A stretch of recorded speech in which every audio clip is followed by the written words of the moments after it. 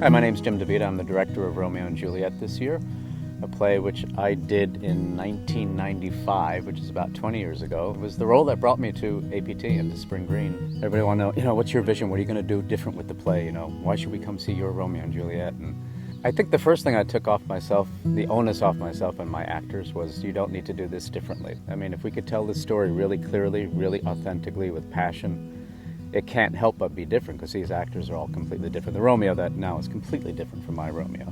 So I think my first vision was not trying to put anything heavy-handed on it as a director, trying to stay out of the way, and to try it and have my actors look at what's the hope, what's the happiness in this play, rather than what's the tragedy. Well, it is a lot when you get told you're going to play the part of Romeo in Romeo and Juliet, and if you're playing Juliet in Romeo and Juliet. I mean, the play sort of centers around these two people, and luckily we have a director, Jimmy, who's played the part many times, and knows the play so well. I mean, we just get to be ourselves, and through these words we can sort of find and define what love is for these two people.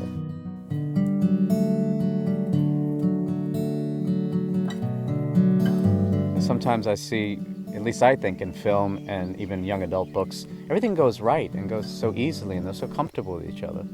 And I think that, for me, the mark of youth, the mark of innocence, and what I find endearing about these two people is that there's an innocence about them. And so at that party, when they kiss each other, at the middle of a party, with Dad right in the corner, I mean, I can't believe that kind of tension that's in that. What's great about this play, and it's given us in the words, is that it is the first time for these people that they're experiencing these feelings. And the great thing that Jimmy has done is he's staged it in a way that you can't help but feel that every single night. There's this beautiful music playing under the first time we actually catch eyes with each other, and when we approach one another for the very first time, it just sort of sets that up.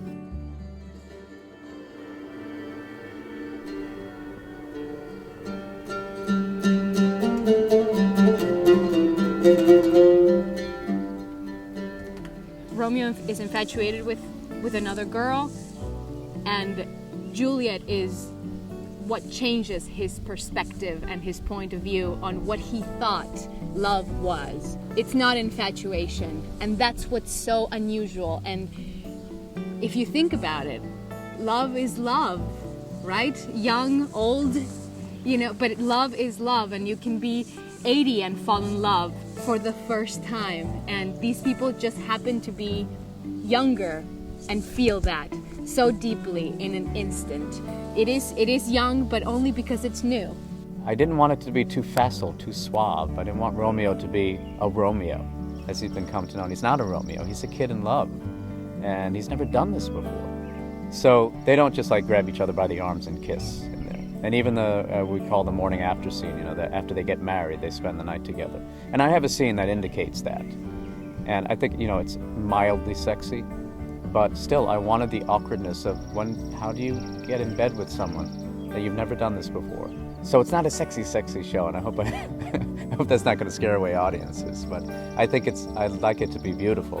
I'd like it to be more what real love is like, and not a facile, easy, sexy show. I think that's too easy to do, and that's fun, it's valid, it's fun to watch, and it doesn't move me as much as seeing two young people find out what love is for the first time.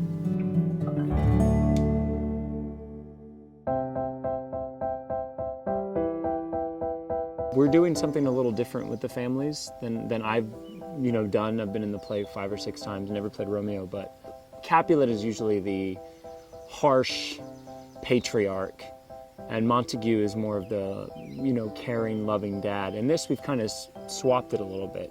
Capulet is desperately trying to keep his daughter safe and do the right thing for her, get her married to someone who may bring her out of this feud a little bit, and sort of away from this garbage that's going on. And Montague starts the play off, where is my son?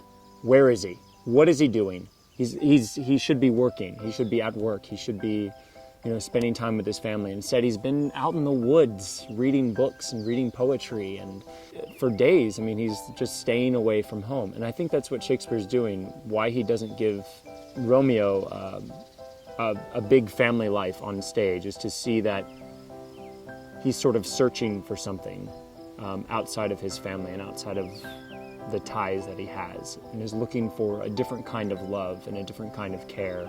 The relationship that Juliet has with adults is complicated at best. Juliet's relationship with the nurse is the easiest in many ways. At first, when the nurse is being the nurse, and when the nurse is helping Juliet, and when she is helping her get to Romeo, but when that stops, things go awry and gets complicated. That happens in our lives. When I was 15 and I didn't get something from my mom, and you go to your dad, or you go to your aunt, or you go to somebody who you can talk to that will understand you. And I think that's the nurse for Juliet. Sweet nurse.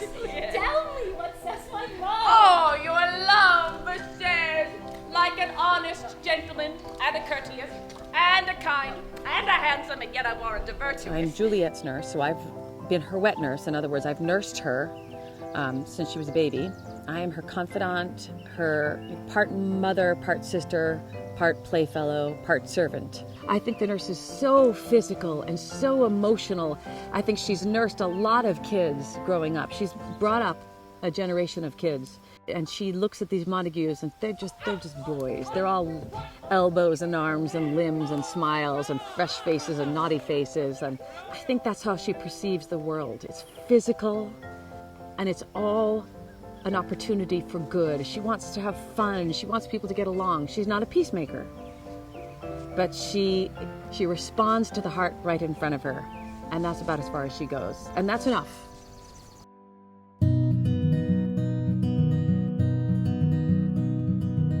Is the fault in our stars and ourselves. And Shakespeare, although a lot of people say that this is everybody in the play just says it's fate, it's not true. They're questioning whether it is fate or destiny. They either embrace it, some of them rebel against it, some say, when it's not going their way, they lose faith. So what I like is the question about, is something happening that is dictating what happens here or not? Is it just, it's the question pretty much in all great literature, too. I mean, it's throughout many, many works. Juliet's this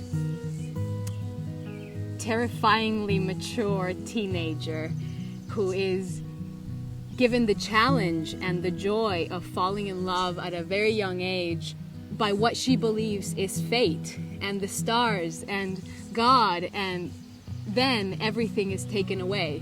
And she has to deal with very real and very heartbreaking, the loss of a cousin and the abandonment of her parents and eventually her nurse and eventually God himself as she knows it. To these people, like the stars in the heavens, and there's so much language about your eyes in heaven and light and bright and hell and this and that, and then I defy you, stars. I mean, he kind of sits with it. And I've had this dream last night, and Mercutio has this dream about Queen Mab, and so these people, and I think what we found in rehearsals with Jimmy kind of leading the helm on this is that these people really do believe in these dreams. The brightness of her cheek would shame those stars, as daylight doth a lamp. Her eyes in heaven would through the airy region stream so bright that birds would sing. Whether I believe in fate, I'm not entirely sure, but I think Romeo certainly does, and I think that's because that's the world he's raised in. That dilemma, that question of can we, is it, does it mean anything, who am I, why am I, that's all in this play. And boy, I tell you, it's what teenagers deal with too. I know my daughter constantly thinks about that at that age, as we all do. And it doesn't go away either, I don't think. It's not a play of rationalizing and thinking about the best thing for these kids, but everybody's just acting kind of in the moment about what needs to be done now to fix this now. How do we make it better? And through the best well-intentioned actions, tragedy happens in this. Rather than this tragic story that unfolds tragically and becomes tragic, I actually think the play is full of hope and possibility, and even when things start going wrong. So I really approach it by having all the actors trying to think these are all well-intentioned people, even Capulet, even Tybalt, some of the guys, characters that may seem like tragic or evil characters. And, everybody's actually trying to do their best in this play. And that's the tragedy, is the irony of it. These people trying to do their best, well-intentioned mothers and fathers and friars, and trying to help these two kids, and it does not work out. So one of the things I led with is this kind of hope that I see in the play. So it's not 3 hours of a tragedy, it's the 3 hours of this is not going to be a tragedy, it's not going to be a tragedy this time. And of course we as the audience have the irony of knowing it's not going to work out, guys.